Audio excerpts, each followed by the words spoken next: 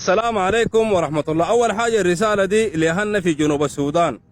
والله الشيء اللي حصل للشماليين داخل جنوب السودان والله العظيم عيب عليكم يا أخي. ناس فقدت بضاعتها، ناس فقدت دكاكينها، وناس فقدت عرباتها، وناس فقدت قروشها، وناس فقدت ما تملك ما عندها. كلام ده عيب والكلام ده غلط.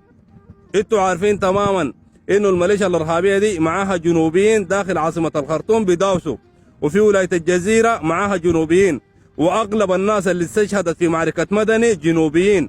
انتوا عارفين الكلام ده. والميليشيا الارهابيه دي معاها شماليين ومعاها جنوبيين، لكن دارين يعملوا فتنه بين الشمال وبين الجنوب. الكلام ده عيب والكلام ده غلط يا اخواننا. الميليشيا الارهابيه مهزومه اليومين ديل ميدانيا في كل المحاور. الحمد لله جيشنا محقق عليها انتصار.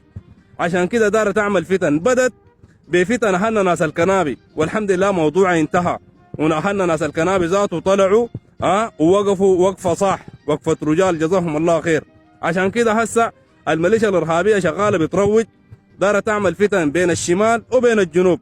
عشان كده نحن رسالتنا دي للقادات الكبار اللي في شمال السودان وفي جنوب السودان: يا جماعه اطفوا الفتنه. الناس زي دارين يشعلوا نيران، الناس زي دارين يعملوا فتنه بين الشمال وبين الجنوب. الناس لازم تكون واعيه. الميليشيا الارهابيه اليومين ديل معصوره في كل المحاور، مدقوقه في كل المحاور. اقسم بالله العظيم مهزومين في كل محاور، مهزومين. عشان كده دار اسبب فتن بين الشمال وبين الجنوب. الناس تكون واعيه. وتحياتنا لاهلنا في جنوب السودان. ليكم كل الحب والتقدير والاحترام.